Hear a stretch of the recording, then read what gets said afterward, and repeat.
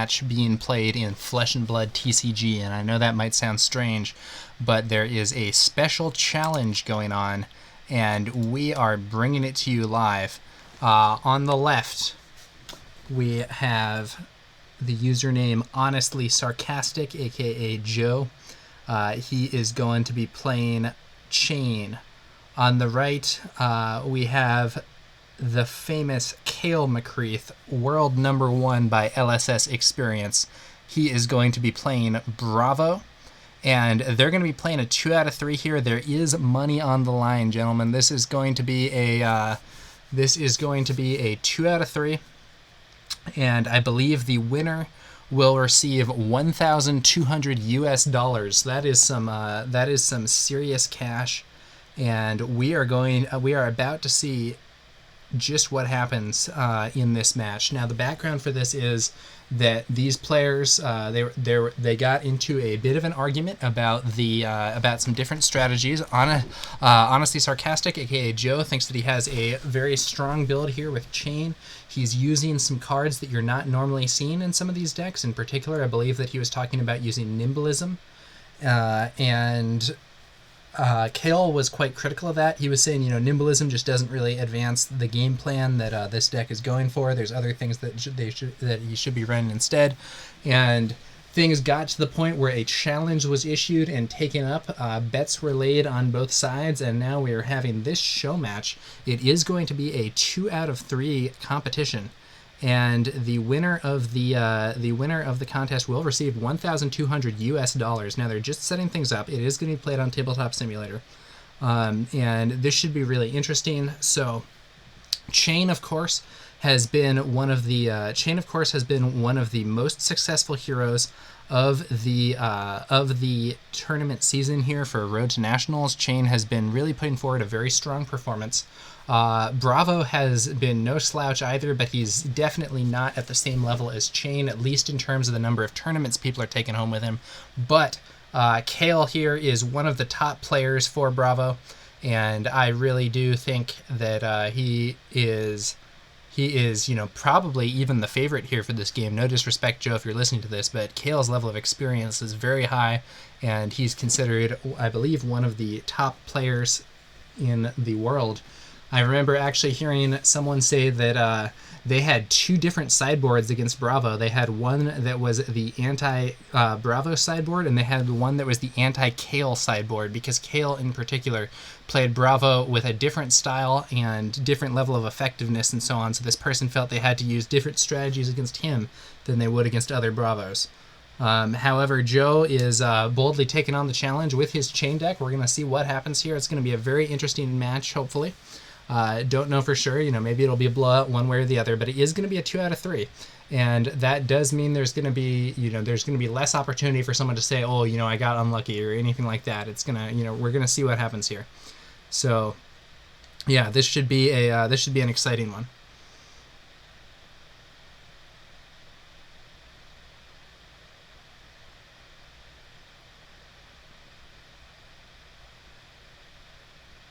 And so this was one of a few, to my knowledge, there have been a few money matches or whatever played in this game before, but this is, I believe, this might be the biggest one, and it's certainly the hypest one or whatever. Raven is red in the chat, says, woo, good to see you, Raven. Wow, I got a lot of viewers here too. I think there's a lot of people checking this out from the Rumble Discord. T6TED, thank you for the follow. Okay, Yako22, thank you for the follow. Thagor314, thank you for the follow and the Twitch Prime subscription. Much appreciated there. Thanks for supporting the channel. Yeah, we are, the players are, I believe, setting up here. Cayle has already revealed his weapon, Anathos, which is, I think, basically no surprise here. Joe is reporting an issue with his deck, has it figured out now, and we are going to see what's going to happen here. This should be an exciting match. This should be very exciting, and we'll have to see just what happens. Chane versus Bravo. This is a matchup that we have seen on a lot of tables, and now we're going to see it in a Not a tournament environment, but still a high-stakes match. The dice are coming out here, and I think we're about to get started. Cayle rolls up a 7. Joe rolls up a 7.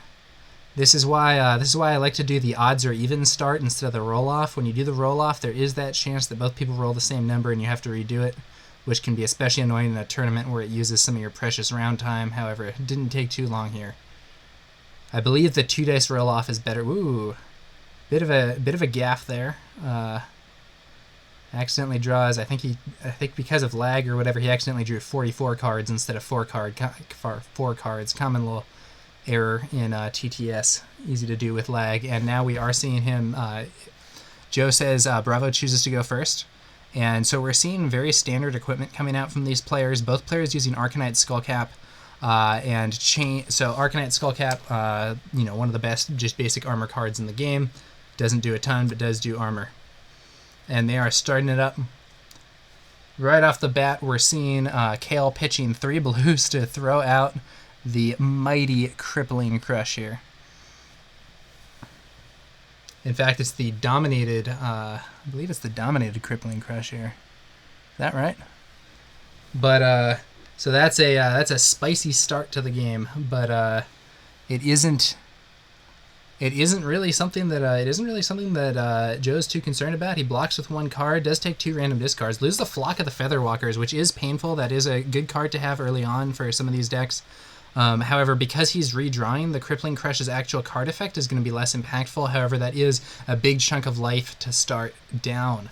Let's see how things continue.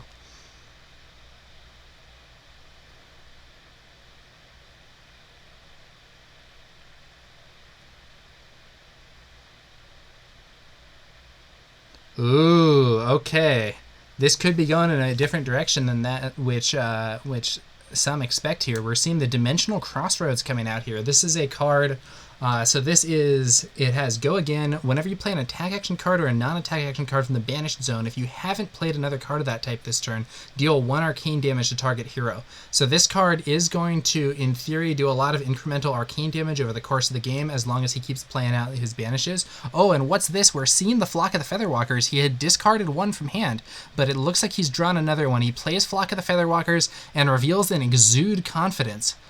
Which is presumably then going to end up in the arsenal. Cayle, of course, blocks out the Flock there with just a single card, so not much damage dealt, but Joe does get some important setup there, getting the Dimensional Crossroads, getting a Soul Shackle, and getting a Quicken token for his next turn.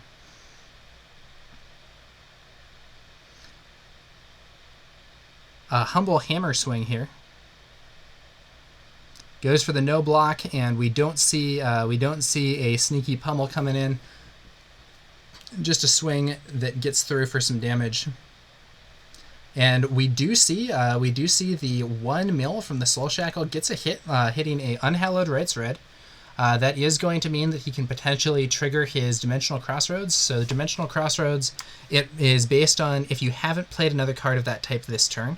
So if Joe plays the Unhallowed Rites that he banished, and that's the first attack that he plays this turn, he will get 1 arcane damage more or less for free off that Dimensional Crossroads. Leads off with a blue Plunder Run that's from hand, so he's not going to get the stat bonus. Then he's going to use the Soul Shackle, or use Chane's ability to create a Soul Shackle. And then it looks like he's not going for the Unhallowed. He's instead going to come in with Exude Confidence. So Exude Confidence does offer the opportunity to do some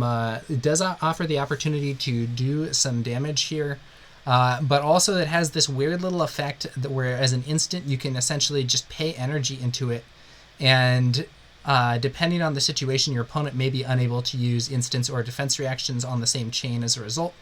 Cayle opts to just eat the damage here, taking 4 damage.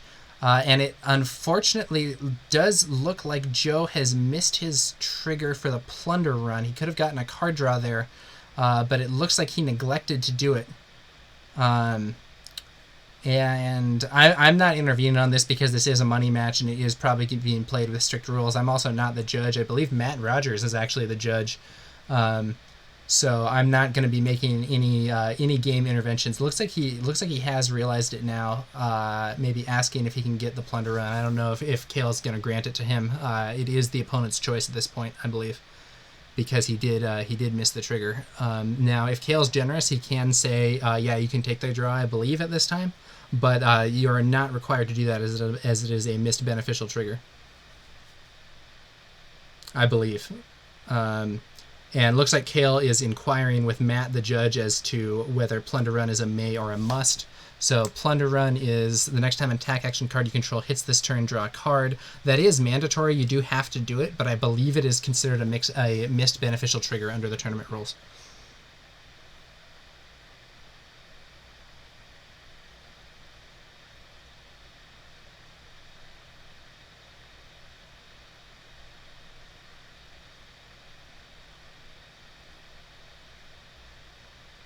And it looks like whatever happened, they did end up granting the draw. So there's the draw. And the Nebula Blade with the Soul Shackle was blocked by equipment, Tectonic Plating, and Crater Fist, and then a Command and Conquer coming out there. And a bit of an odd play here. That Dimensional Crossroads is immediately going to self-destruct. Now, wait a minute. Didn't he use that? I'm not intervening. I'm not the judge. But I do believe that that is on the same chain, so he cannot block with that Tectonic Plating. Does opt to block with the Skull Cap instead. Okay. And yeah, we do see the Dimensional Crossroads is actually going to self-destruct without ever being played. Or without ever doing a single arcane damage, because he did take one blood debt. So it's possible that card was not key to his game plan, and it was maybe a ruse, or it was just he didn't get the value out of it that he was hoping, or what. But that's interesting. Okay. Now, we're going to, after that turn there. Yeah, so there's been some comments in the chat. Raven says, I don't know that I like the list, but I can respect it. Wizard of Alpha is saying, go Cayle, break that chain. Yeah, so Raven says also what Crossroads is going to break immediately, and that is in fact what happened. So, you know, maybe a bit of a surprise, maybe not. Cayle playing it simple here. But his opponent going for those big turns. Big life deficit right now, but we are going to see maybe some more damage being thrown out here by Chane. Cayle, one thing to note is that while Cayle's life total is still high, his armor is getting a little beat up. He only has 2 points of armor remaining, assuming that he remains on a higher life total, at least for now. So because of that, the actual life totals are maybe a little different than you would expect. So it's 23 to 36. Cayle really has, 2 or 3 more blocks left with his armor, depending if he gets a second block out of his skull cap. So he's really at 38 or 39. But at 23 life, it's conceivable that Joe here has 12 more armor if you count the skull cap, which would really put him at 35. So if you're saying that this is 35 to 38, that looks a lot closer than 23 to 36. And armor can be also important for blocking those on-hit effects. And of course, I do believe that it seems fairly likely in this scenario that Joe is going to be hanging on to that armor to try to stop important crush effects rather than just stopping damage. We do see him pitching in order to engage Grasp of the Arknight, making a Runechant token here. Grasp of the Arknight, 2 energy, create a Runechant token. This ability costs an additional energy to activate for each Runechant you control. It does have Go Again. Also 2 armor with Battle Worn. Really an excellent item. You're not necessarily always going to be using the activated ability, but the armor is great on its own, and the activated ability is fairly strong in certain situations. If you have excess energy, it can convert that into arcane damage, and in some situations, there's little else that does the same. So we do see him then using his using Chane to create a Soul Shackle, and comes in with a Ghostly Visit red. 1 arcane does land, I believe, from the Runechant, and then we're going to see a single card block, 1 damage from the physical getting through as well. Now it's time to see whether or not Joe has one of the various effects that can get more powerful based on any arcane damage coming in. As Cayle did opt to take the 1 arcane this turn. Yep, and there we go. A Meet and Greet blue coming in. So this card It's only a blue, but this is strength 2. If it hits, create a Runechant token.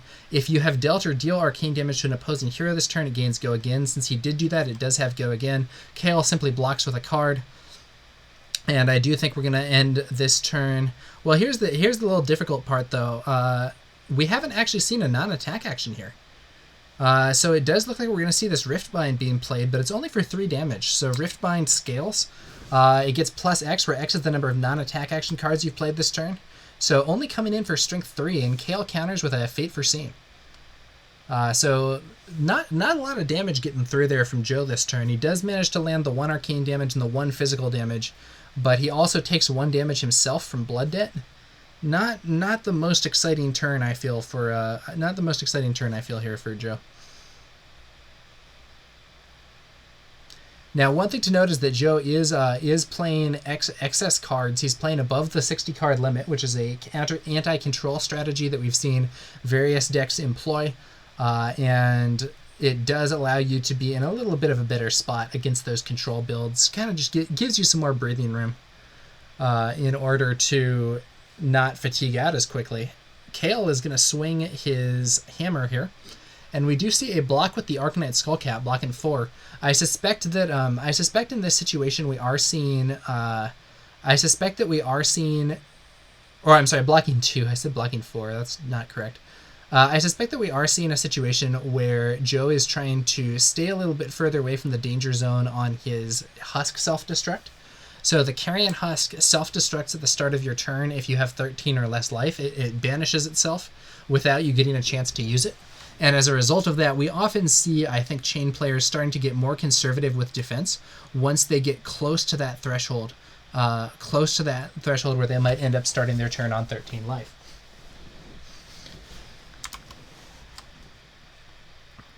By the way, shout out to Raven, not only a loyal fan of this channel, but also a content creator of his own, and one who has much better production values than my content. He has some cool stuff over on YouTube. He had a extended series about some kind of budget deck options for getting into the game, and has some other content as well. So shout out to Raven there. All right, we do see a Plunder Run Red, I believe played from Arsenal. This is a very strong card, of course. Next time an attack action card you control hits this turn, draw a card. If it's played from Arsenal, the next attack action card you play this turn gains +3. It does have Go Again. So he plays that, follows up with the Unhallowed Rites from the Arsenal. He has used Chane's ability to give that Go Again, so the Unhallowed Rites is going to be coming in here. It's going to be 7 damage, and so it's going to be 7 damage Go Again if it hits draw. That's a pretty nice attack. Additionally, he is going to be able to take a non-attack action card with Blood Debt from his graveyard and put it onto the bottom of his deck. Not sure if he actually has one, quite frankly. And we do see all 7 damage blocked, 2-card block from hand, and the Tectonic Plating thrown into boots. That is going to block all 7. Now we see a Shadow here, banishing a Blue Bounding Demagon. Interesting. Blue Bounding Demagon I actually feel is a bit of a weak card. Cayle lets that one land. That does mean that the draw from Plunder Run is triggered here, and Joe remembers this time taking the draw.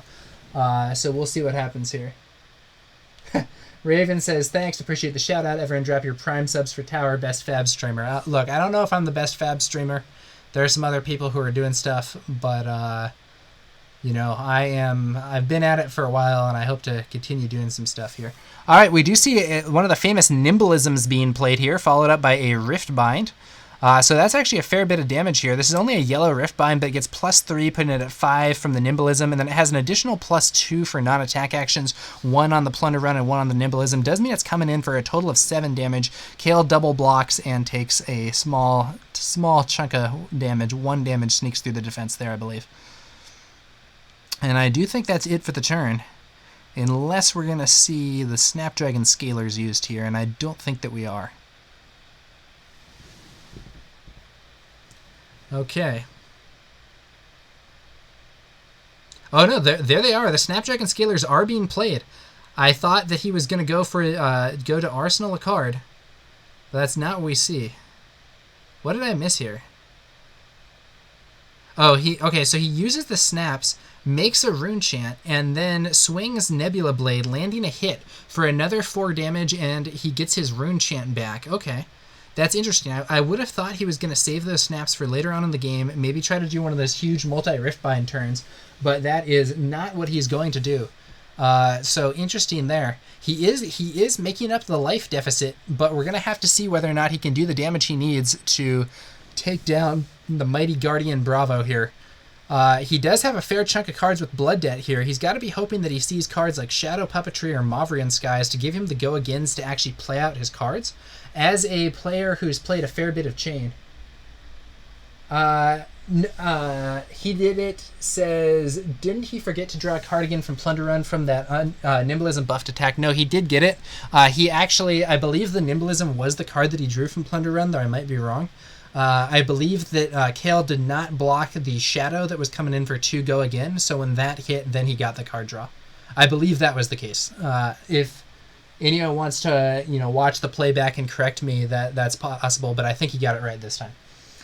Big Med says, or Big Med Sai says, yeah, TNN is a top player, top streamer, and all-around sensible guy. Thanks for doing what you do. Big Med Sai, by the way, is one of the top players from the UK.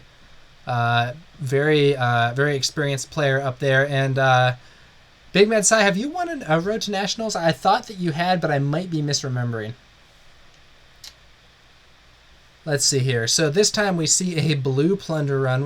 Or is that a... Yeah, it's a blue Plunder Run. Looks like it gets blocked out.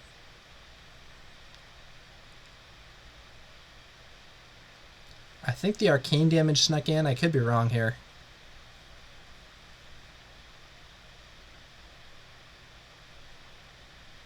This is a blue Plunder Run, though, but I think this was a blue Plunder Run from hand, so the stat boost wasn't in effect. And so the 4 damage there was blocked by 1 card plus a piece of armor. And then we are going to see a Bounding Demagon coming in. It doesn't have Go Again, and it's only a blue Demagon, so it's coming in for 2. I wonder if there's going to be a Razor Reflex here. This doesn't seem like a great play if there isn't. No, but there isn't. Huh. Okay. Yeah, it doesn't... Not I think, as big a turn as Chane was hoping for. He's got to hope that he's going to see some cards that are going to allow him to get more Go Again, kind of go wider. The stuff that he was doing there just isn't quite enough. Double Sigil of Solace. Oh, man. That's a painful thing to see, I think, for Joe, because it also means that Cayle's defenses were kind of open. He had used the defenses that he had. Maybe he has a defense reaction in Arsenal, but Sigil of Solace does not block, which means that if that attack had gone just a little bit harder, it might have been able to get through the Guardian's defenses. We do see the Eye of Ophidia getting banished here, as well as another Enlightened Strike. Let's take a look at what cards have been banished thus far. Oh, wait, I can't do that. Just kidding. Okay. I can't look at the graveyard here because I am a spectator. Because this is a money match, we're just doing normal spectation here. I am not a games master. I'm not seeing the cards in hand and so on, just to prevent the potential for stream sniping or similar. I'd like to think that they wouldn't do it, but I think it's better to play it safe with a game like this one. Raven says, I guess with a low blood debt count, he can't rely on drawing non-attack actions to clear the Demagon out. Better banishes than my 50-50 deck, haha. Void Circuit asks how many cards in deck. There are 36 cards remaining in deck for Joe. Wow. Another Dimensional Crossroads gets played. I can't imagine that's going to stay in play for very long with all the stuff that he has in his ban. I think he's going to just take Blood Debt again. I'm a little confused by the Dimensional Crossroads in this situation because he does seem to be saving cards in the Banish Zone that have Blood Debt. I can't imagine he's actually going to be able to play out all of these attacks, though I could be wrong. The Art of War there, did he say what he chose? He didn't say it. I suspect they just said it on voice. Under the circumstances, I would have to think it would be Go Again. I could be wrong. So he then plays a Bounding Demagon. It is going to be, unfortunately, another blue Demagon. This isn't a card that I think is all that strong because it only comes in for 2 damage, but it is a blue. 2 damage physical and 2 damage arcane here. 1 arcane from the Dimensional Crossroads for playing a attack action card from the Banish Zone without having played another card of that type this turn. Then 1 from the Seeds of Agony. Looks like it's going to be a 2-2 block. Yeah, I guess technically this could be a Strength 3 Bounding Demagon, but I have to imagine that it's going to be Art of War Go Again under the circumstances. Could be wrong, but we'll have to see what happens. Now we're seeing Chane's ability being used, and pitch for a Ghostly. He pitches another Dimensional Crossroads. Ghostly Visit coming out for 4. Attack gets through, and then he plays the final Ghostly Visit from his banished zone. He is going to clear out that Blood Debt, which means that the Dimensional Crossroads will remain in play. So that is a bit of an advantage there. The Art of War allowing him to clear his Blood Debt, and now Dimensional Crossroads in play to try to poke some arcane damage through, and maybe by that method get some more pressure here on Cayle. So six shackles up, 36 cards in deck, 41 cards in deck now for Cayle, and 18 life to 28. Now, Cayle doesn't really get a turn. All he's going to do is draw up, and now we're going to see another set of banishes. This is another one of the cards that he was talking about. Tremor of whatever this. I don't know how to pronounce that. It comes strength cost 1, strength 4. If a card has been put into your banish zone this turn, it gains +2. So basically becoming a 1 for 6 in conjunction with Chane's Soul Shackles. This is another one of the cards that Joe thought was quite strong, Cayle was skeptical of, and this show match is intended in part to illustrate. Unfortunately, in this game, he ends up banishing them instead of being able to play them out. So this might not be the best showcase of that particular tech. Let's see what he does have. Bit of a weak banish here. Also 6 cards, and I believe all he gets is a single red Riftbind. And to make matters worse, sometimes you're a Chane player might want to save Riftbind for an endgame scenario. This was kind of a classic tactic with Chane. You try to get things set up so that you can play a lot of non-attack actions and then multiple huge Riftbinds. But given that his Dimensional Crossroads, it may not be the case that that's what he goes for. He may instead be thinking he's got to clear his banish zone. Not entirely sure though. He did find it pretty easy to lose that first Dimensional Crossroad, or at least didn't seem to give too much concern to having that one go away. Galafor says the tech, yeah. So this. This is really, so one of the core debates between these two guys that led to this show match was whether or not cards like Nimblism and that Tremor card are worth playing. It looks like we are going to see Chane's ability being used. The Riftbind is played without any non-attack action, so it's only coming in for 3, but 1 Arcane does trigger from the Dimensional Crossroads. Cayle lets the 1 Arcane hit and blocks the physical. Now, having let the Arcane hit, this could mean that cards like Meet and Greet are now charged up. Let's see whether or not Joe has any of those options available to try and do some damage here.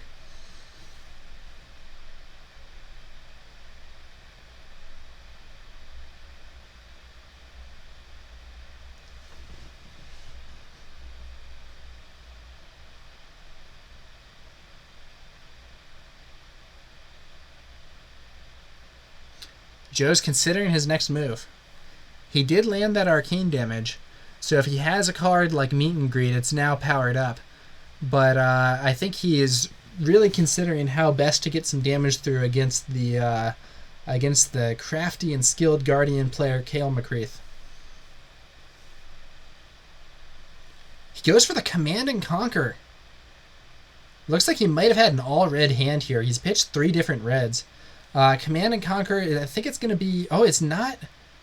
Cayle lets it hit.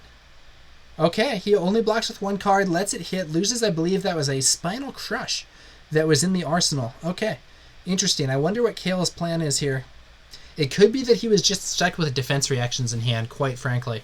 Or it could be that he was trying to clear that he was okay with taking the damage, wanted to clear out his arsenal anyway. There's a Snag in hand. That doesn't block, so that could be an explanation, a partial explanation for the scenario. Coming in, and we're going to see an armor block here again to preserve the husk. Armor blocking for 3, only 1 damage gets through, 17 life. That does mean he's not at the self-destruct zone yet, but another hammer swing for 4 would put him at the husk self-destruct point, though he could block one of the damage with his Grasp of the Arknet. I almost said Courage of Bladehold there. Okay. More mills coming out. This time he hits 3 copies of Seeds of Agony, but no attacks, and he's banished his Soul Reaping as well as 2 copies of Shadow Puppetry. Not the greatest mills in the world, I have to say. That said, I'm not sure what his blood debt percentage is. It's possible that he's running at a normally low blood debt percentage to fit in some of these other generic cards. I personally like running Chane at a 50-50 or more blood debt percentage. That's just normally what I go for. I've played him a fair bit in Blitz, though I'm not as experienced in Classic Constructed with him. And it's interesting to see some other builds here. We do see an Art of War being played. He does have an attack to banish. That's definitely going to be quite beneficial. That's going to be quite beneficial here for Joe, because it also means that he's going to be able to get both of his triggers from Dimensional Crossroads this turn if he does want to go for that. He has the option to play out a bunch of his Seeds of Agony that are banished, and the first one that he plays, that's going to be a ping for 1 Arcane. I think there's a good chance Cayle's going to be blocking Arcane this turn. Yep, we see a blue unmovable being pitched here to fuel those Null Rune Boots, blocking the first Arcane damage, but honestly there's a chance here that Joe can actually swing for more than 3 Arcane damage. He's going to have, if he just plays that Bounding Demagon, that's going to be 2 more Arcane damage coming in, 1 from the Seeds that he just played, and 1 from the Dimensional Crossroads if the Bounding Demagon's the first attack played here. So we could easily see that, and then maybe some of the other copies of Seeds of Agony that are in the arsenal here, allowing Joe to push more Arcane damage through and force Cayle to either pitch more cards to the Null Rune Boots or else take Arcane damage and potentially enable some other effects. Let's see what happens here. It looks like Joe is thinking about whether or not to Shackle next. I do think it's possible. Did he say +1 on his Art of War? I'm not sure. If he said go again on his Art of War, he needn't do a Shackle, and in fact doing it would be kind of a waste. But, you know, we'll have to see. I mean, maybe he's going to use the Shackle to avoid closing the combat chain, and his next card will be an Exude Confidence. There's a lot of potential plays that could happen here. I really don't know. Also, players, if you're please don't watch this game. Please don't watch this stream if you're playing the game. Just, you know, I don't want to give away any lines of play or whatever that people may not have thought of. Even though I can't see all the cards, the commentary could provide some degree of information. Ooh. Okay, so he does go with the Shackle into the Nebula Blade. Left high kick says usually a die on the AOW indicates +1. Yeah, it's possible. Maybe he has some other stuff that can give him go again in this situation. I'm not quite sure. Or maybe he just doesn't have the attacks to play. So in this case, we did see, and it does look, by the way, like the prediction regarding Command and Conquer earlier was correct. He had 2 cards in hand that didn't block. Cayle has lost connection to the game, but he is apparently coming back. May have just been a brief internet thing. It looks like it, and it looks like the players have paused for a moment here. The Nebula Blade countered by the Fate Foreseen, and that does mean that we're going to see this attack not landing a Runechant token here for Joe. It does also mean that Cayle was stuck with 2 cards in hand that couldn't defend against that Command and Conquer. Cayle has reconnected to the game. Hopefully things are going to work out well there.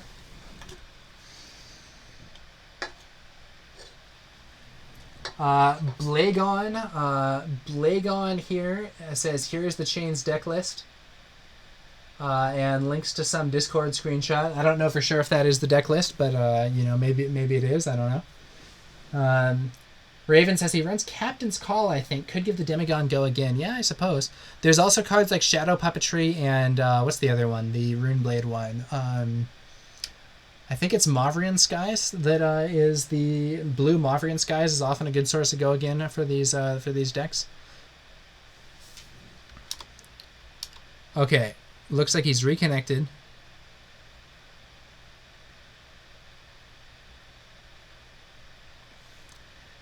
$19 cards left in deck, and 8 mills per turn at this phase. There aren't going to be many turns left in this game. Cayle's down to 24 life, but Joe's going to really have to push a lot of damage through if he wants to win this one without fatiguing.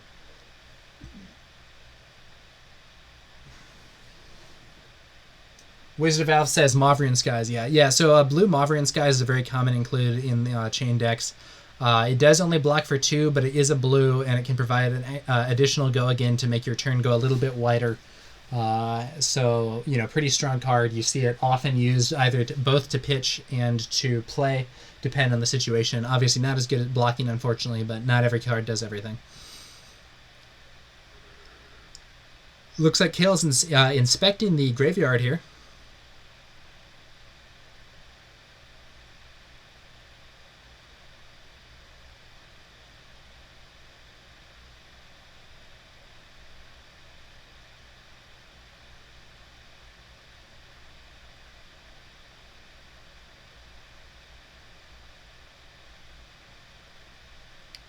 Not sure if they're still figuring everything out or what exactly is happening. We do see a shadow puppetry coming out here. Now, I'm going to be curious to see whether or not the Seeds of Agony get played from the discard. He's using his Grasp to make a Rune Chant. Okay. He doesn't play the Seeds.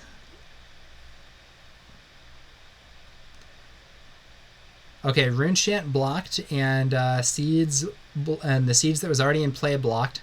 Now this is coming in, I think, for 6. Go again. Ooh. Yeah, there isn't any follow-up there. There isn't any follow-up card that Joe can play, unfortunately, even though he had the go again. And the Seeds do 2 Blood Debt and knock out his Dimensional Crossroads. So Dimensional Crossroads not generating a ton of value this game, I feel. I could be wrong.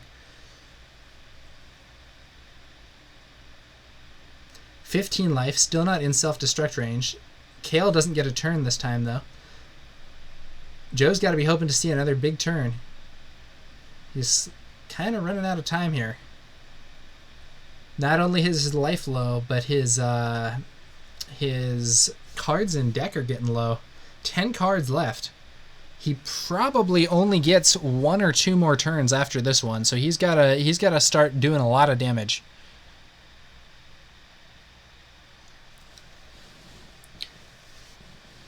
I think he may be saving those Seeds to try to get a big Rift Bind play coming in. This could be the turn for it, but he's really going to have to put something big up, and there is the risk of... well, we'll see what happens.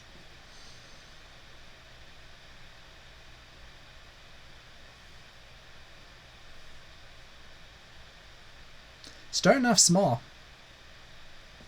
Ooh, there's the Howl from Beyond, another buff. This is buffed by the Plunder Run there, so that's going to be 1 Arcane, 5 Physical, go again. If it hits, that will be a card draw also, which could extend Joe's turn further. This looks like it could be a big turn for Joe.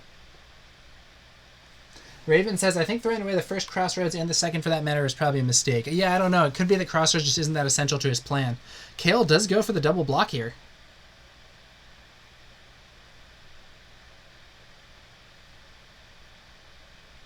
This is going to be tough. It's going to be hard, I think, for Cayle to stop the draw here from this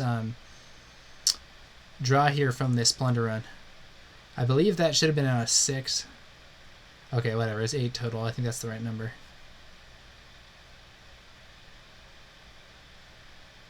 Time Snap Potion being pitched here to pay for the Howl from Beyond, I believe. Coming in, so I'm not going to show that on stream because it's one of the goriest cards in the game.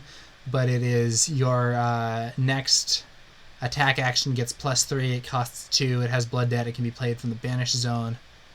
And, hang on. It looked like he was going to play that. Okay, he's going to use Chane first and then play it. Okay. Presumably Cayle's okay with that. For a moment, I thought it looked like he was going to play that without remembering Chane's ability, which would be pretty bad. It looks like they're okay with it. This is going to come in for a lot of damage. I think it's like 8 damage. No, it's actually only 7 damage because he doesn't have the +1 from what's it called, Art of War this time. And so he has the +3 there from Howl, and that's it. Does get blocked for 7. So we're not going to see that card draw just yet. Double Seeds coming out. I think it's going to be time for the Rift Bind here. Not entirely sure what he's planning on doing.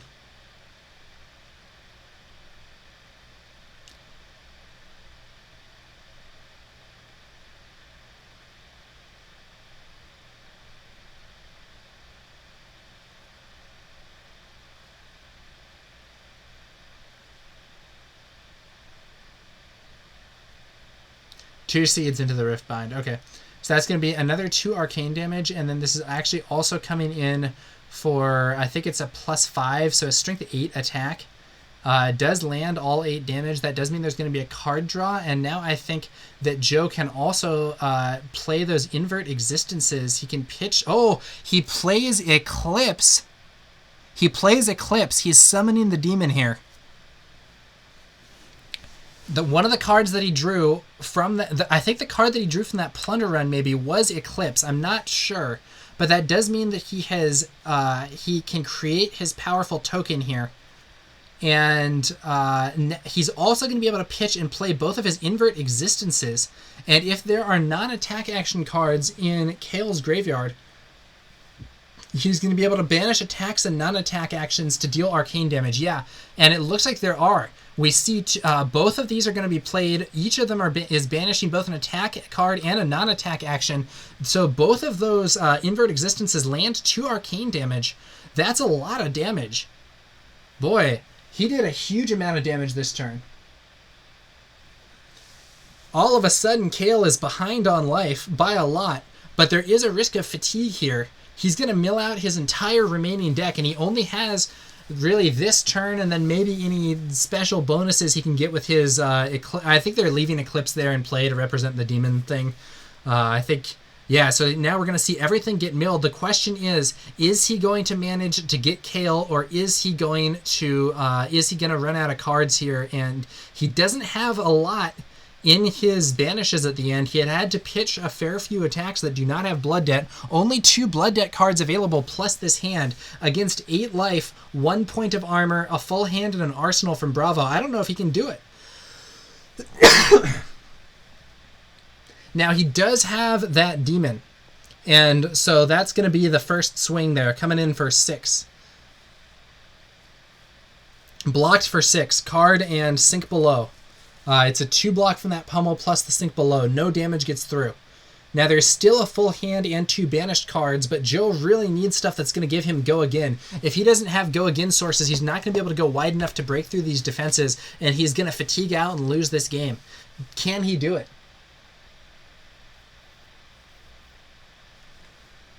The big cheese critical of the deck stacking there by the Chane player. Deck stacking not referring to like a cheating technique, but rather to pitching in order to get a good end game. I will say those aren't the banishes that you want to see when it's time for fatigue.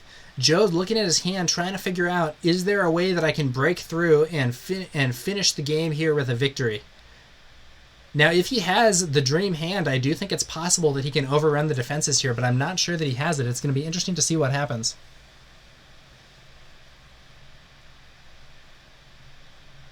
He's reordering the cards in his hand, maybe trying to plan out that turn.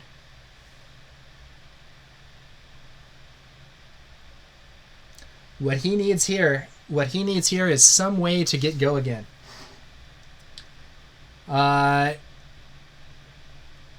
Gangs Tout 1 says, thanks for streaming TowerNumberNine. Someone whose account name I don't know how to pronounce says, this game 1. Yep, it's game 1. Thank you, Raven, for pointing that out. Also, thank you to various people who have followed during this stream. We got Rail Zero, Revelb, and Ramir Geddon.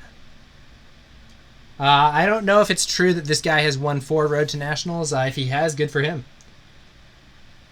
I do know that this deck has had apparently good success in at least some events, but I am unfamiliar with the exact specifics. Okay, Blue Seeds of Agony coming out. We could see it. If he has a good enough hand, he could win this game. It's not over by any means. Blue Seeds makes a Rune Chant. He's been using that Grasp of the Arknight more than I see some players using it. E-Strike. Probably going to be an E-Strike go again here. 2 Arcane, 5 Physical. The 2 Arcane gets taken. 3, 5 Physical blocked. Seeds, Bounding Demagon. That's going to be 2 more damage plus 4 from the Bounding. Block with the Arcanite Skullcap and drop to 1 life. Cayle is still alive. Whew. Close, but Cayle is still on the field, and I do think that probably means game over here. I don't see Joe managing to win this one now. Those should be in hand. Those aren't banished. Okay, so those are in hand. So all he can do here is now. Okay, so here's what he can do. Well, so he can pitch. Yeah, so he pitches to make a Rune Chant. Then he's going to use Chane's ability. Then he's going to come in. So he has 1 plus 6, and then he can swing for another 1. The problem is he doesn't have a non-attack action to make his Nebula Blade swing for 4. And as a result of that, yeah, so this is going to be pitch and block 6. And then if this last card in his hand can block, Cayle will live through this attack. Oh, wait, I'm confused. What? Okay, I guess he does it now. Okay, I don't know what happened there. Maybe a take back. But Cayle does have the ability to block that off.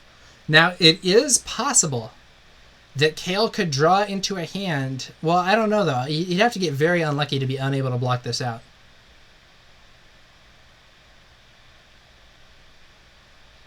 Looks like we're going to see the same attack pattern again. And, ooh. Cayle has a Sigil of Solace, allowing him to not block the Rune Chant, but instead play the Sigil and heal up. That puts him in a safer spot now.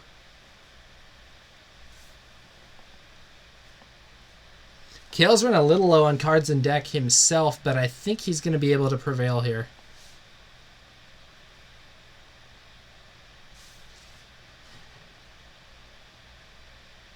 Oh, someone was saying apparently the Rune Chant doesn't actually trigger on the ally attack. That's good to know. I actually didn't know that.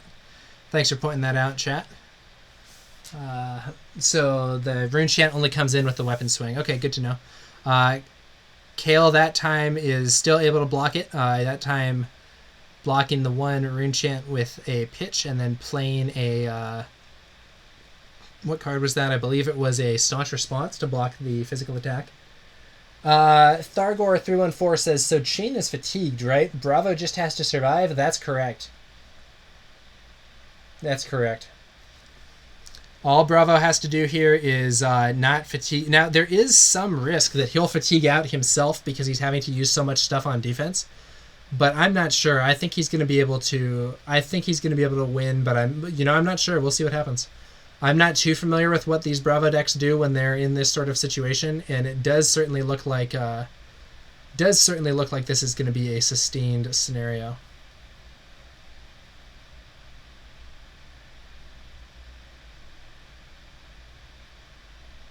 Now, it is better for him to swing with the ally. Well, actually, it doesn't matter. Never mind. His opponent knows what he's doing. They're asking, Judge, does Rune Chant's trigger on allies? Not sure if changed. Reezy says does not. Okay. Now, I do believe... So here's the thing. I do believe that Bravo has used both of his sigils. Or all 3 of his sigils. But, I mean, in theory, he could have a turn where he... Okay, so it's going to be the same turn again, I think. In theory, he could block with 2 cards, take the 2 damage, go to 1 life again, and then... well, I don't know. It depends. It depends on what he has in hand. It depends on a bunch of factors. But I do think that he has the space that he needs and will be able to win this game.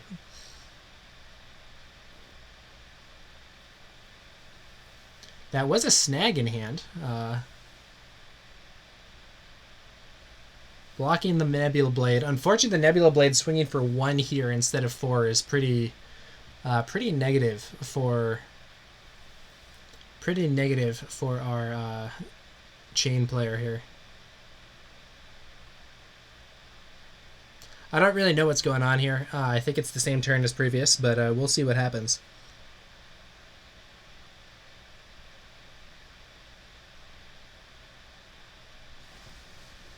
How many cards does Cayle have left? Cayle has 13 cards left, and if he blocks the same way that he has been blocking, he loses 3 cards per turn because he blocks with 3 and then one of them is pitched. So that does mean that he has a fair amount of time. He has a few more turns here before he would potentially fatigue out.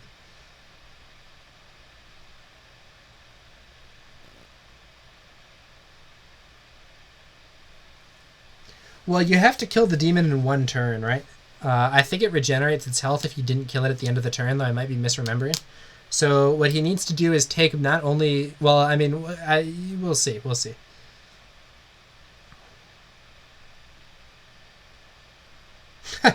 Thargor314 says, too bad Bravo doesn't have the new legendary shield. Yeah, it would pay off in this situation.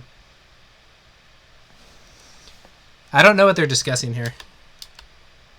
It's a funny scenario here, too, because Joe is far ahead on life. Oh, yeah, there we go. He's taking the damage. That does mean that does actually mean that does mean that Joe gets a rune chant on hit, but I think he misses his trigger here.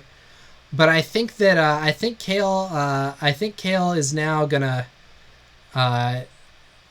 yeah. So yeah, there we go. So or no wait, that's wild. That is so wild. He didn't have a card. He didn't have two expensive cards to pitch to make his hammer swing strength 6. So he had to use a pummel to get up to enough damage to kill the demon in one hit. But now that he has killed the demon, there really isn't much left.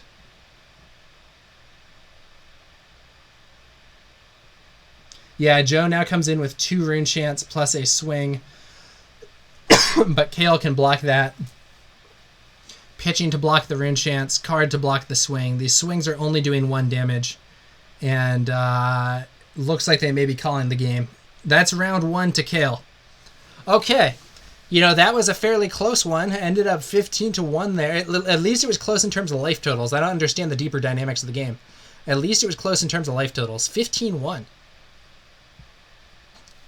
All right, that's the first one to Cayle, but this match is going to be a 2 out of 3. So, Cayle has not won the prize yet. Cayle has not won the prize yet. It is possible that Joe is going to come back, win the next 2, and go home in glory here.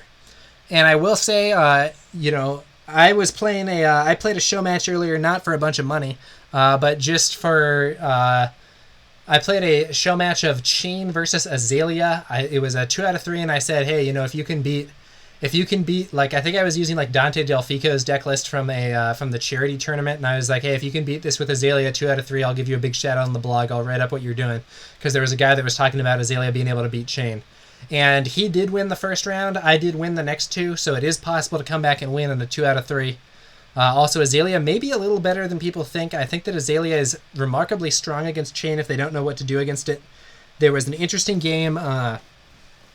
Actually, there was an interesting event that someone reported to me recently. One of the events that I've put onto the event results tracker was a Road to Nationals from Australia where Azalea actually made the finals.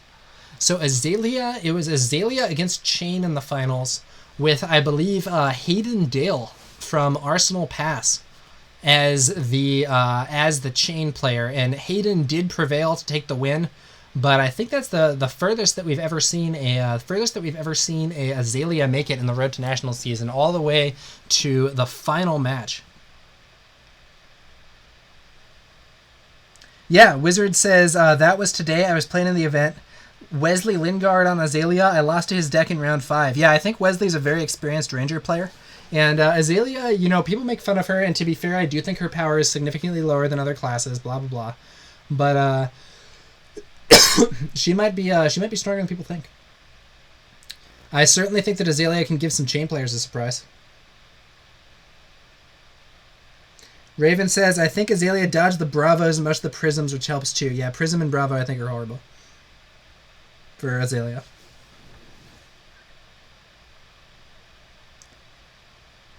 Nerfed Yo Mama disrespecting the Chane player here. Hey, let's not be disrespectful, man. Let's you know, his deck is not the same one that I'm using, but I think it takes some courage to go out there and do a public show match with a bunch of money on the line, especially against the literal actual world number 1 by LSS experience, Cayle McCreath.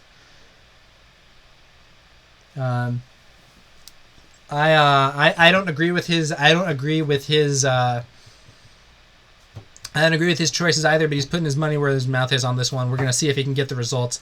First round looked fairly close. Didn't end up quite taking it, but you know, it was at least on life totals it was close. I don't know about the deeper dynamics. We're going to see whether or not Joe can bring it back in round 2.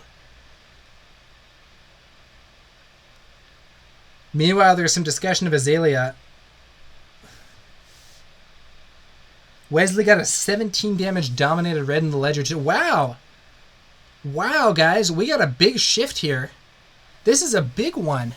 Joe has abandoned the Nebula Blade. He's taken up the Reaping Blade. I don't know that I've seen that before.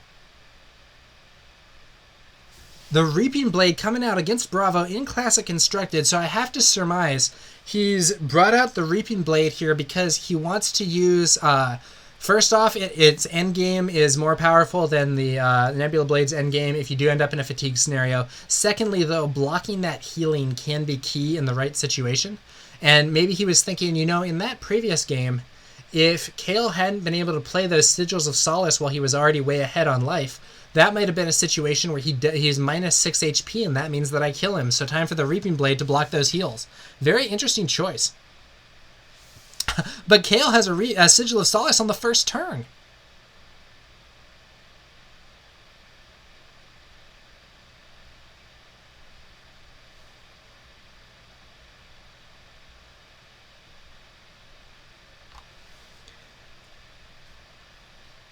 Void Circuit points out, whoa, that's going to make Nimblism way worse. Isn't that going to, I presume, undermine or similar, the whole point of the show match? Yeah, I mean, maybe.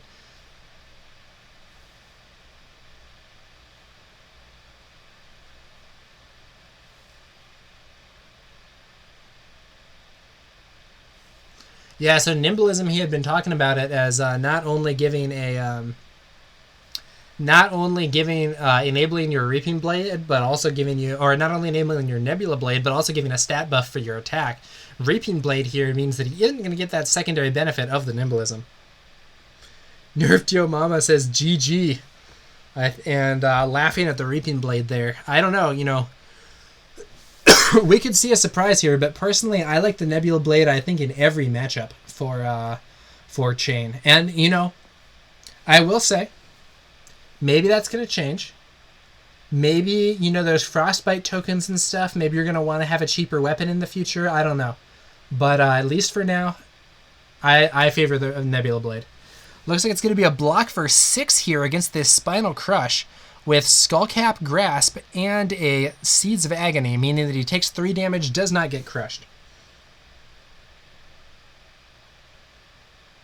Wizard says, there ain't a correct way to build a hero. This Chane deck still got sauce. Raven says, Scythe in Tails season.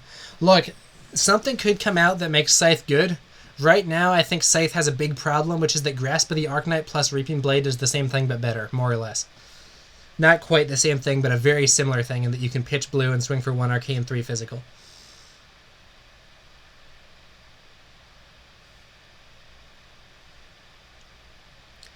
Joe comes in with 1 arcane, 3 physical with his Reaping Blade swing. So there's 1 rune chant.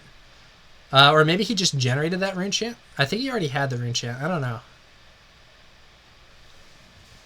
He already had the rune chant from the previous turn. Okay. He already used Chane's ability for the go again. So the 1 arcane is blocked and the 3 physical is blocked. He then makes another rune chant using his floating energy. Not entirely sure why he's making another rune chant into a... And he comes in with a meet and greet. Huh. Blue meet and greet. So 1 arcane. And Cayle takes the 1, giving this meet and greet go again, but blocks the damage. And then I guess he figured with no energy and just 1 card in hand, there probably wasn't going to be something that good. There is the chance, I think he's seen the deck list now, there's the chance that the remaining card is like Snatch or something and that taking the arcane damage is really bad. I actually don't know why he took the arcane damage though, because I think he had floating energy, so that may have been a bit of a mistake there actually from Cayle. I think he had energy floating that he could have used to counter the arcane damage with no downside. But it may have been that he was trying to bait out the remaining card in hand also, I'm not sure. There's one of those Tremors being banished again. I think last game all the Tremors were banished without being played, so we're not exactly seeing the stuff that he was hoping to test out here at its maximum potential, I feel. Now we see another Dimensional Crossroads hitting the field. Maybe this time it's going to stay in play for longer.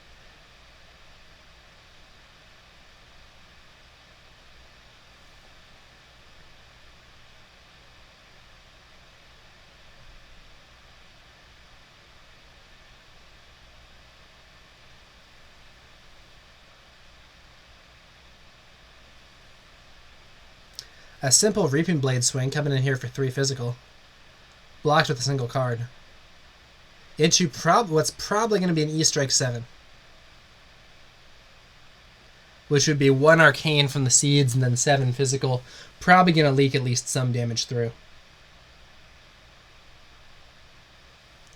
Raven says, I so wish that Crossroads allowed the non-attack to trigger from Banish and didn't count itself.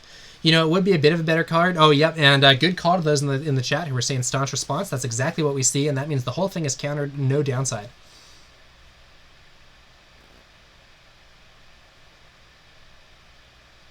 Arsenal. That's the turn.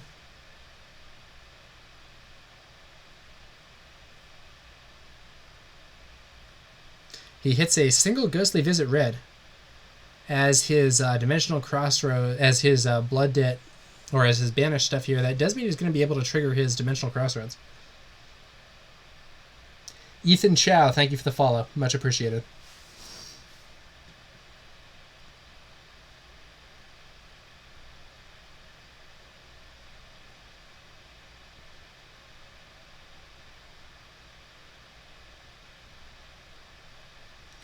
There's a wild situation here. Oh, and we see the infamous Nimbleism, one of those cards that was very disputed. That's one of the cards that this argument was about, and now it's being played. Ghostly Visit red coming in. That's going to be 7 damage, plus an Arcane comes in. Looks like Cayle takes the Arcane, blocks 6 physical, so 1 physical sneaks through as well.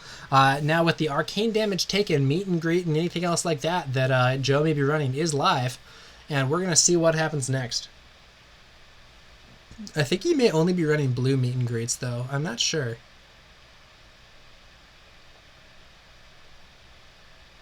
Yeah, maybe he has the red ones too, actually. I don't remember. Makes a rune chant. He's been spending a lot of time making rune chants. It's interesting. It's not a tactic we always see. And then he is going to come in with the old Command and Conquer. This time, Cayle does have the ability to block it and does so, but the arcane damage from that rune chant does sneak in. So, you know, making that rune chant allowed him to do another point of damage, and maybe these little incremental advantages are going to add up. Cayle's still ahead on life, but far behind on tempo at this phase. Ooh, he hits another Dimensional Crossroads. And the only thing he can play from the Banish Zone is a Invert Existence. A bit of an unlucky pull there because the Invert Existence isn't really going to be very usable. Or it is going to be usable, but it isn't going to trigger his Dimensional Crossroads. So his Dimensional Crossroads may sit idle this turn. Wizard of Alf says, I'm such a huge fan of Cayle. He taught me how to play OTK Kano. Cayle is a very experienced player, and he also is a friendly player and one who shares insights with the community. And, you know, that means a lot in my opinion.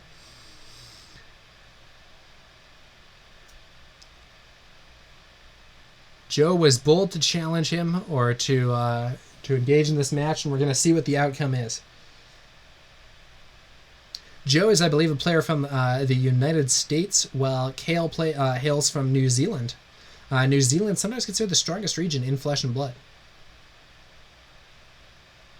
Coming in with the Invert Existence to lead off the turn. This does do 2 arcane damage, which means that Cayle cannot block all of the arcane damage because his Arcanite Skullcap is not active. So he just takes the 2. That does mean that on-arcane triggers are now active. But let's see whether or not there's something... Gonna go for a simple weapon swing here.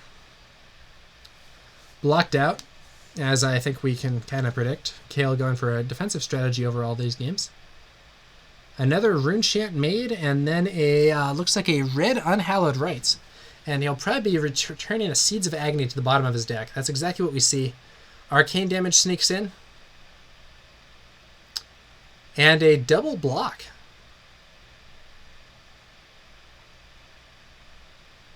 Okay.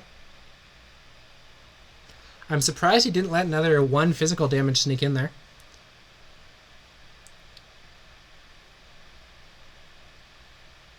Oh, and it looks like it's explained why right here.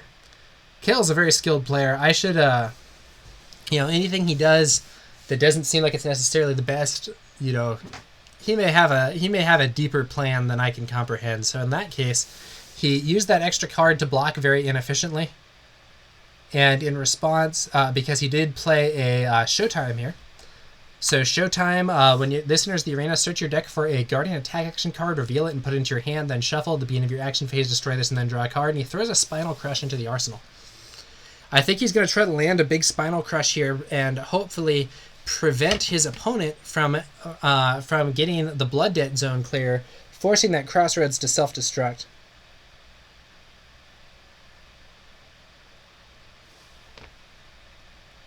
The Big Chi saying that he doesn't think this person is representative of the skill level of most American players. I don't know, man. I gotta give him some respect for showing up to this challenge, and from what I heard, he had some good results in Road to Nationals. I don't know what region he's playing in, so I'm not too familiar with that. The United States is very spread out, but I don't know. I'm not willing to say this guy's terrible or anything. I think he could well be a strong player that's just used to some different stuff.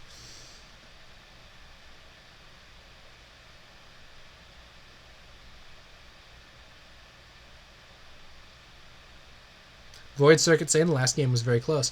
Okay, we do see a Plunder Run red, but unfortunately for Joe, that is coming out of hand rather than coming out of the Banish Zone. Or, I'm sorry, rather than coming out of Arsenal. Which does mean that it's not going to give the +3. Now, Joe, I think, is going to try to put some serious pressure on Cayle here. It may be that after that last game, he's going to try to go for a longer game here with the Dimensional Crossroads. The problem is he actually already banished his second copy of Dimensional Crossroads. There's only one left in deck. Dimensional Crossroads gets much stronger if you have multiples in play. And there's the Unhallowed Rites coming in. Is going to inflict 1 Arcane from the Dimensional Crossroads here. Coming in for 4 Go Again with Chane's ability having been used. 4 Go Again, and if it hits, it will draw a card from the Plunder Run. Wizard of Alpha says, watched Hayden Dale play today, and he knew his banishes were going to be 5 turns in advance. Yeah, so in principle, you can... so most people don't do this. I personally don't do this most of the time. I start doing it when we get close to the end game and things are cycling through a lot. But in principle, Chane does not tend to run cards that shuffle your deck. In fact, I'm not sure if there are any that he can run. And so, in principle, you can know, okay, this is going to be the Banish when I pitch, and this is going to be a card that I see in hand, and you can plan accordingly.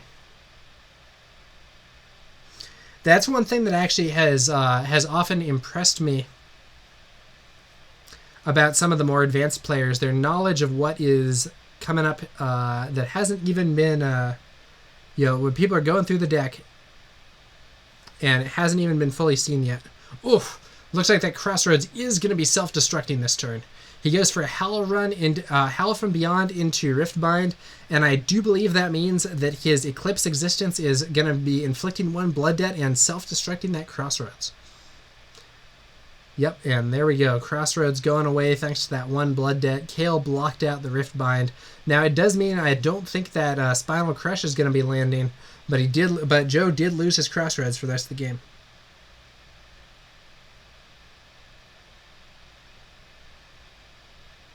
Yeah, Raven points out Sonata. Yeah, I don't think Sonata is as good for Chane as it is for Viserai. And Wizard points out the only thing to keep track of is your banishes being displaced by Art of War and Plunder Run. Yeah, that's fair. Also, if you ever do an E-Strike, draw a card. If you ever do a Shadow Puppetry and trigger it. So there's a fair few things you have to keep track of. Hammer Swing coming in from Cayle, and Joe just decides to take that damage. He's at 39 cards left in deck. Does get some hits on his mills here. I have to say, based on what I'm seeing here, it does seem like Joe's deck is a little light on the go-agains. I could be wrong. It could also just be the luck of the draw or the luck of the mills. But I do feel like there have been some of these turns where he's had, attacks that he hasn't quite been able to play. I could be off base here, guys. But it's a little interesting to me.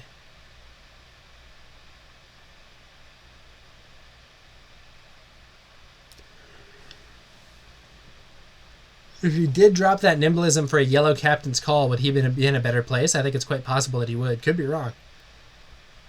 But we'd have to see.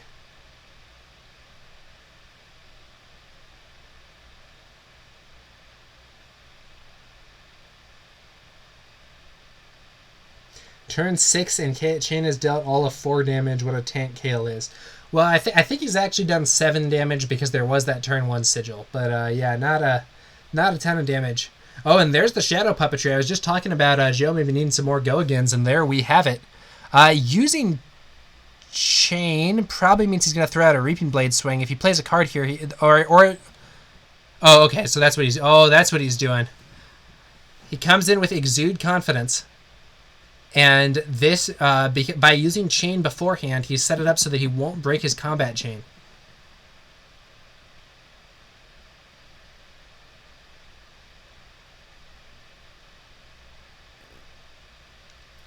Double block on the Exude.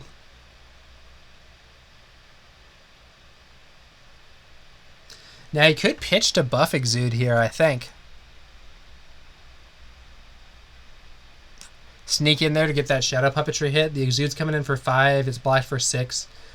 Exude lets you, what is it? You can pitch, is it pitch 3 to get +2? So I think he could use that right now to sneak 1 damage through and get his triggered, but I don't know what his energy situation looks like. Yeah, so Exude has this weird text that's based on the number of based on the strength of the card blocking it, and if it's over that, then the opponent can't do certain things, but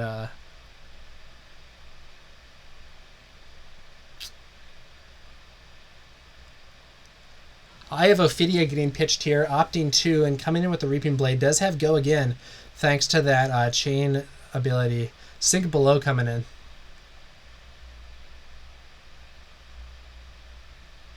I don't know. I think I might have used Exude there to try to get that trigger from the...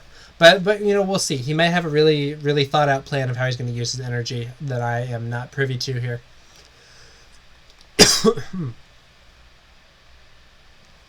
He has been including a fair few weapon swings this time around. Those weapon swings do help you fatigue out slower. Ooh, next card actually going to be the old Flock of the Featherwalkers. It is a blue one, so it's blocked completely with only 1 card. But it is going to allow him to set up his set up an arsenal card for next turn. Oh, he's thinking about the snaps. So if he uses the snaps here, he could actually do 2 more attacks, because he could do more than 2 more attacks. Probably just 2, though.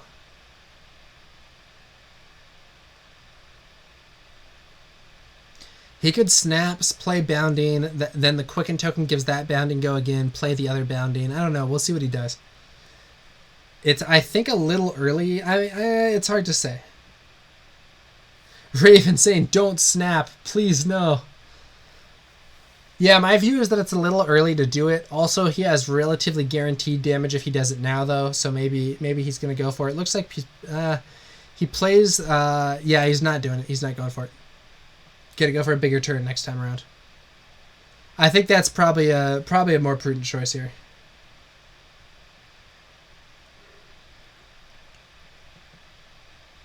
Raven says it's like 10 damage, but you just need the pressure later on. I think it would actually also only be 6 damage, because one of these bounding demigons is a blue. This isn't a card that I like to play personally. I just think it's too unimpactful. I was playing these early on, but Dante Delfico convinced me that blue blood cards were not so good.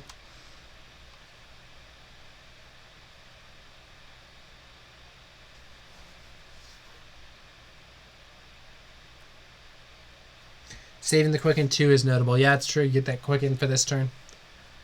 So Cayle not doing a lot on his turns, but if he continues to block out and manages to take the game to fatigue again, he might not need to. Yeah, Dante's a very strong player, very experienced. He had a lot of really good results in the first skirmish season. Really successful player using Ira in those Blitz tournaments. I believe he's also won a Road to Nationals event, and I think he had some good results in the second skirmish season too. Very experienced player, very strong player. One of the top, I think he's in the top 5 for overall world XP now. Also, I could be wrong. Cayle's 1-0. Cayle is 1-0. The match is a 2 out of 3, so if he were 2-0, he would have won. If he wins this match, he will. If he wins this game, he will win the match.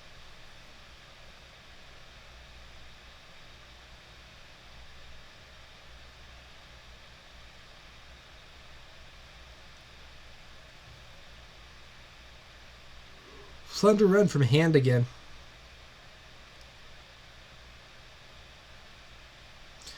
First attack there answered by a Sink Below, blocking all 4 without having to use a card.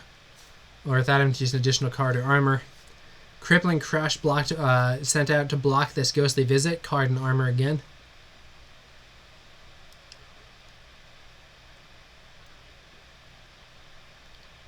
Ooh, and then a Flock of the Featherwalkers, revealing a Shadow Puppetry. Oh, that could be a huge turn next time around.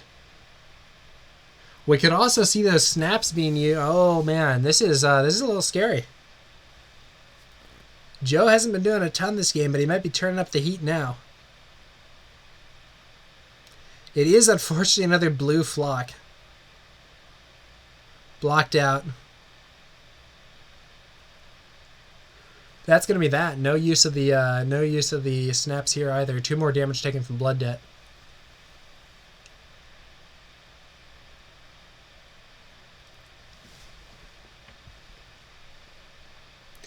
Wizard of Alf says, yeah, Cayle has this in the bag IMO. The man can't be touched.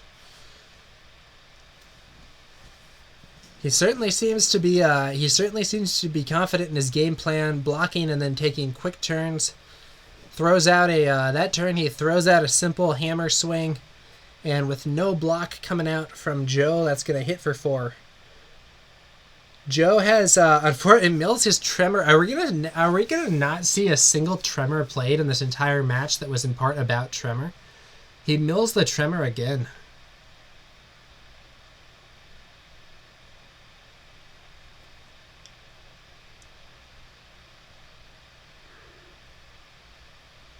Raven says last game had a lot more pressure with the Art of Wars early on. This will be interesting though. Raven, and then Raven says, I like the Spinal Crush face up to intimidate Chane. Haha. Yeah, that, early on he played that, card, Showtime, got the Spinal Crush, put it in Arsenal face up. Chane went aggressive and got rid of his crossroads. Put the pressure on. Did manage to stop the Spinal Crush, but we'll see what happens next.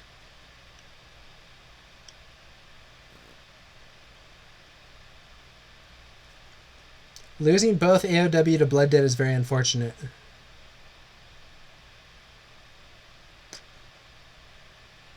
I indirectly got a playset of Cold Foil Mon Legendaries because of a tremor. Wizard, you're going to have to explain that one, man. I'm very curious what you mean by that.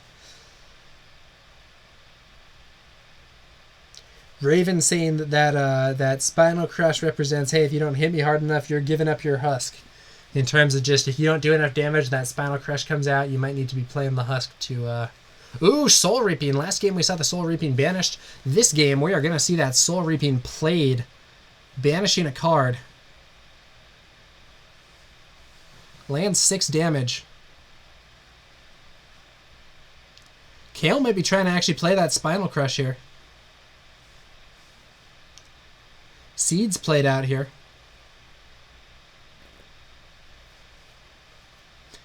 Now, I think well, I don't know. Raven says, should gain a resource. Yeah, I didn't catch whether or not he did or didn't.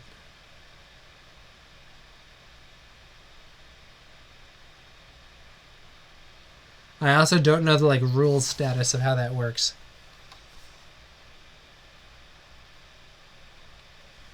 Wizard explaining his indirect playset of Cold Foil Mon Legendary says, play Bolton at pre-release, open Tremor and Lumina, go 5-0, win playmat, trade playmat for box, open library Cold Foil, trade library for Cold Foil Legendaries. Yeah, so in a sense, the Tremor did get you the... Cold Foil Legendaries. Best $45 I ever spent. Yeah, that's a hero moment.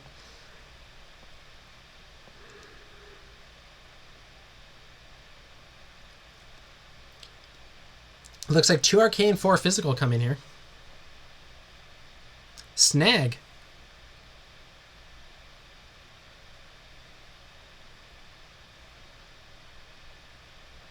I do think the Snag is actually being played.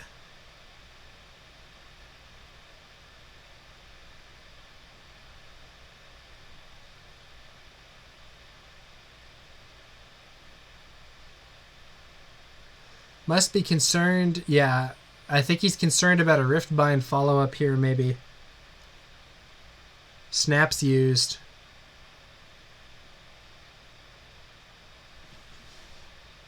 How many cards left in Chane's deck, asks McGruin. 18. He's running low on gas. He only has a few more turns.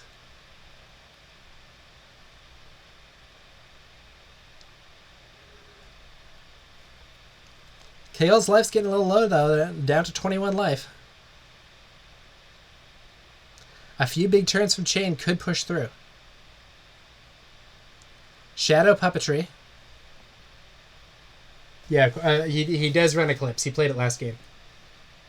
Raven suggests strategic damage to play Sigil here. Yeah, that's very possible.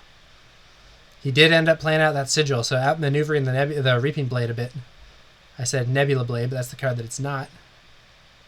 Looks like Fate Foreseen and an armor block to prevent the Shadow Puppetry trigger from going off there. There is still the go again from the Shadow Puppetry.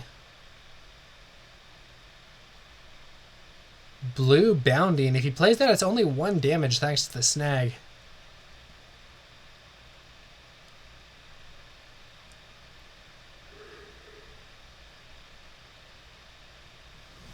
Yeah, I haven't been monitoring his pitches too carefully. It does seem like he's been pitching a fair amount of non-blood debt stuff.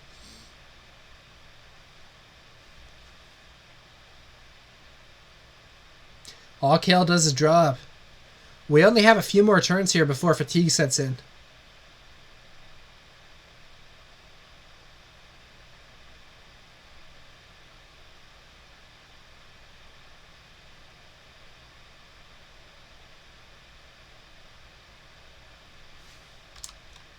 Ooh, all 3 shadows in the banish zone.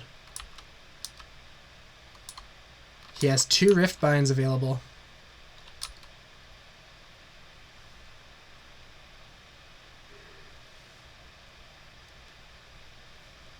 Only 2 seeds. But he's also only got 7 cards left in deck. He's got to go big or go home. This is his last full turn. He's going to get another turn. I don't know. We'll see what happens. He doesn't have that many cards left to try to get 20 damage through against Cayle McCreath. At least he knows that card in Arsenal is not a defense reaction. Leading off with a blue seeds.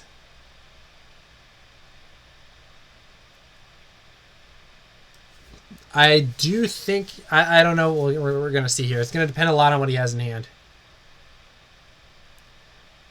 Seeds, Shadow. He looks like he's going to banish something to give the Shadow go again. Banishing another Rift Bind. Blocking 1 Arcane, and then the Skullcap comes out to block the Shadow.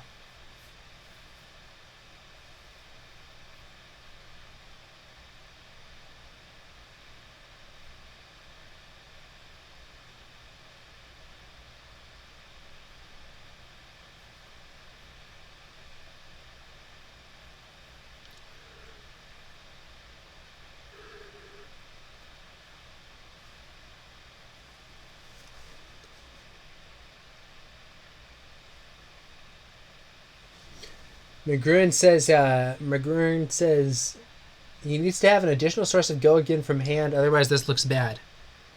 Plays out of seeds.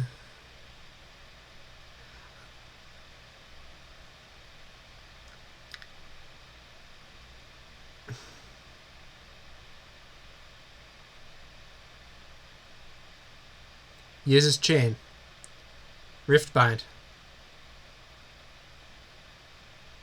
Pitching a seeds.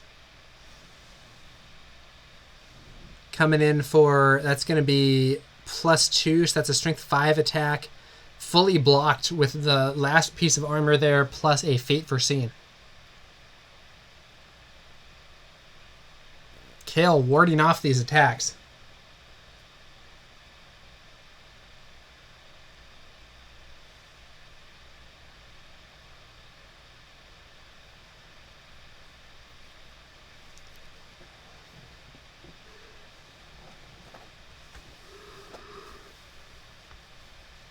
Joe thinking about his options. What can he do to get that damage through and kill Cayle in these next few turns?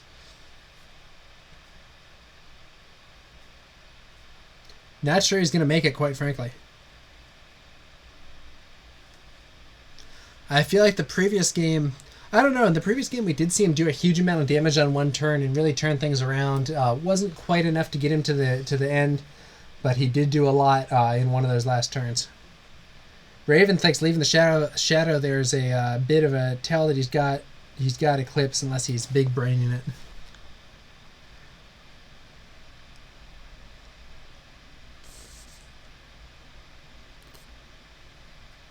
Let's see what he's got. That said, if I was playing a game with big money on the line against one of the best players in the world, I might be taking my time to make these decisions too.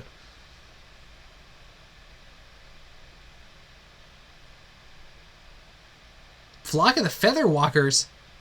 Not what I expected.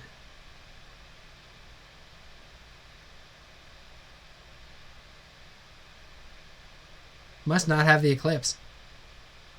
Does set him up for maybe a big turn next time. Blocked out. That was a red flock, finally. I do think red flock is a lot stronger than blue flock, but I could be wrong.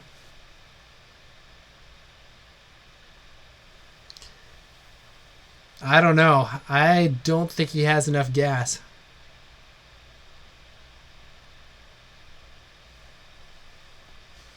I think he's gonna fatigue out, guys. That really is my prediction for this one. I hope that he surprises us. I hope that he doesn't fatigue out and we see a different outcome to the game, but that is my prediction.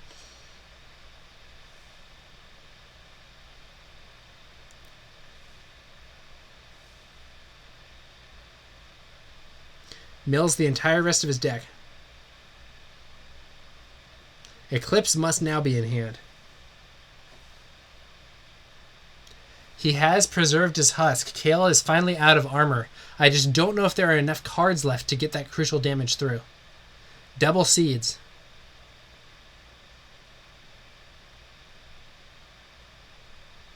He does have that Quicken token.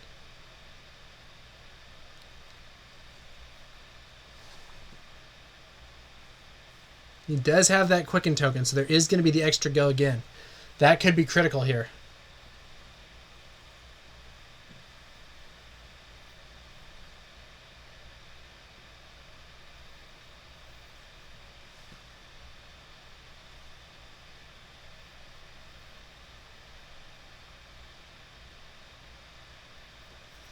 Riftbind coming in.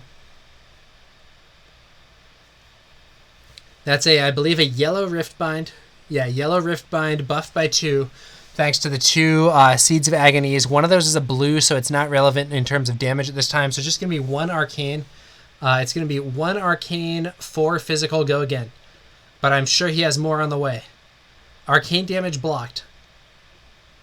4 physical damage incoming. 3 of it blocked. We don't see a snag here.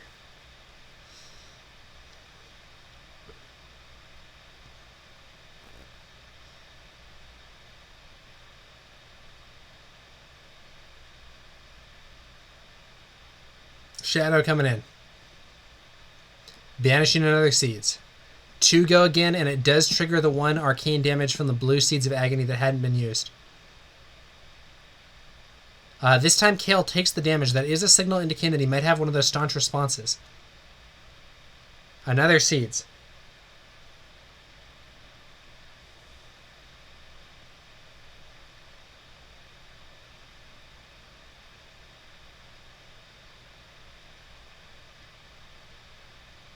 He's at 5 blood debt cards played. Using Chane, maybe? Yep. Coming in with a red Riftbind. That's going to be 1 arcane, 6 physical now. Staunch response probably coming in against that one. Exactly right. 1 damage gets through. Plus the 1 arcane. He has go again.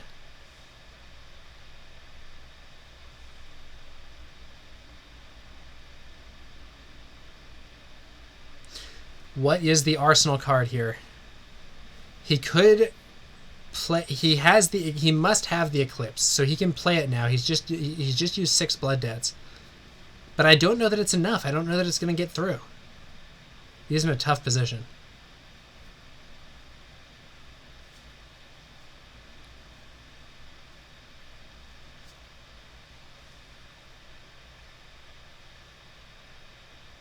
How many Shadow Puppetry or Mavrian left? I can't count, unfortunately, because I am not I'm not an admin or a player or whatever, so I can't look through the graveyard. I think the answer. I think he might have a Mavrian. I'm not sure. Or if he has a Mavrian or a Puppetry, I agree that it could be very impactful here. Let's see what he has. There's Eclipse. Summons the demon.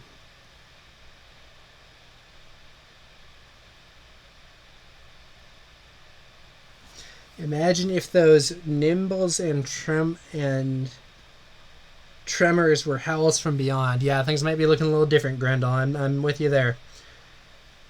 C.H. Ross 32, thank you for the follow. And my apologies if I mispronounced your name. Alright, the demon is summoned once more. But last time this was not enough to take down the mighty Guardian Bravo. We're going to see if it's enough this time. There's still a card in hand, a card in arsenal, 3 relevant cards in Blood Debt. Not exactly sure what's going to happen here, but it could be exciting.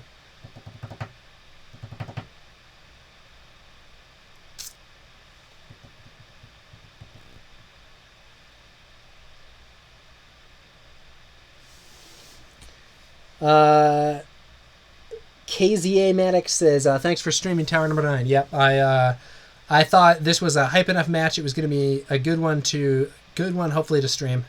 Coming in with the demon for 6. Husk self-destructs. Technically they did this with the wrong timing, but that's fine. Husk does end up self-destructing. Demon still on field.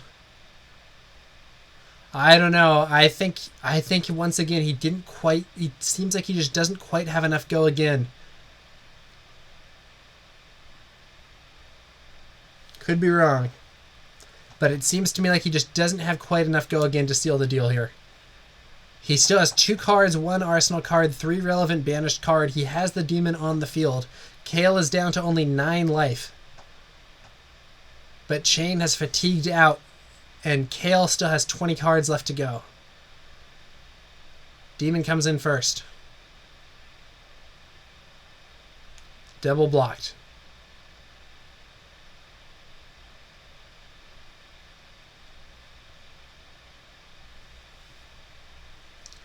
I have to say I find it anticlimactic how there's these crazy demons that are going to be the end of the world or something.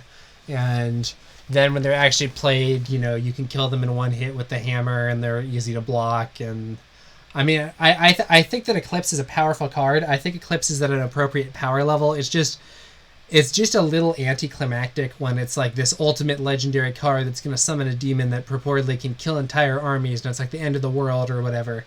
And then, the opposing hero is like, Dorinthia sharpens her sword and stabs it once and it dies instantly. Or Bravo just hits it with his hammer or whatever. It's a little anticlimactic, in my opinion.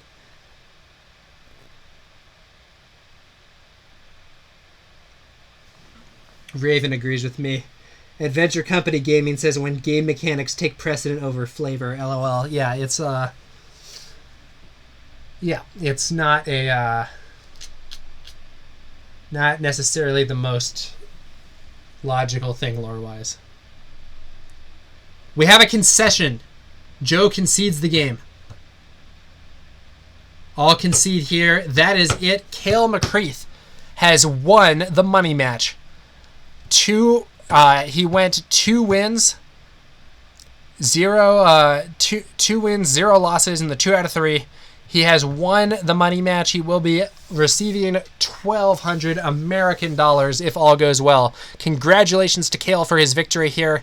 And also, I have to say shout out to Joe for putting his money where his mouth is, going out here and taking on a very skilled player in order to try to demonstrate his concept. Unfortunately, I do think that with the way the mills were, we didn't really see that tremor functioning the way that he was hoping. So not necessarily the greatest demonstration, but yeah. KZA Maddox says need to threaten 9 here, or the token dies and it's over, right? Yep, that's right. And he wasn't able to do it. Wizard of Alpha says GG Cayle, and we're gonna see Big Med Sai says great event, thanks for streaming. The Stevie07 says Trembers and Nimblism so bad, LOL. Dante2177 says, actually, it's $1,000. $200 was bet with another player. Okay, so it was $1,200 total. $1,000 to Cayle, $200 to another player as a side bet. Okay. My mistake for that commentary. I believe $1,200 total bet here. Cayle's side of the bet wins, but that's only $1,000 to Cayle in particular. Okay. The Stevie07 says, imagine Steeping Shadows and Unhallowed. Raven recommends everyone use your Prime subs for Tower Number 9 before you go. Thank you for the recommendation, Raven. If people do want to do that, I appreciate it, but no obligation, of course. Adventure Company Gaming says 1G to just block. LOL.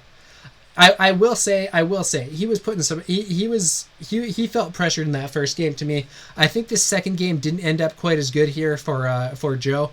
But in that first game, it did feel like it was legitimately very close. I thought for a moment he even had it, but it was just down to one life. We got some follows here from Just Jack 13 and C Genso. C Genso also took Raven's suggestion and used the Prime subscription for the channel. Thank you so much for that, C Genso. I do appreciate it, and shout out to Raven and his own channel for being a fan and a content creator of his own. Wizard of Al says, imagine having Amazon Prime. I think Amazon Prime is a better deal if you're in the United States. I gotta say that. I think in some regions, Amazon's coverage isn't quite as good. All right, guys, that is gonna do it for this one. So that was the big money match between Joe and Cayle, and we did see Cayle end up taking it. Good game to both players, and we will be coming back later with some more Flesh and Blood content. Also, while y'all are here, just a reminder, on the 8th of September, by U.S. time, 8th of September by U.S. time, I will be, if all goes well, I will be previewing a card from Tales of Aria live on stream, so stay tuned for that. Should be exciting. I have looked at the card to make sure the art is stream appropriate. I do believe the art is stream appropriate, and I saw a little bit of the details, but haven't seen the full text and all of what the card does. I'm saving that. For the stream in order to try to get a live reaction and get some discussion going in the chat. So stay tuned for that on the 8th. Wizard of Alf says Cayle is invincible. I don't know about invincible, but he is a very skilled player, and he is world number 1 by LSS experience, and was able to put together a strong showing here and win the match here with Bravo. All right, guys, thanks again for watching. That's going to do it for this one. We'll be back later with more Flesh and Blood content. Check out the preview stream on the 8th. And yeah, I will catch you guys later. Thanks for tuning in.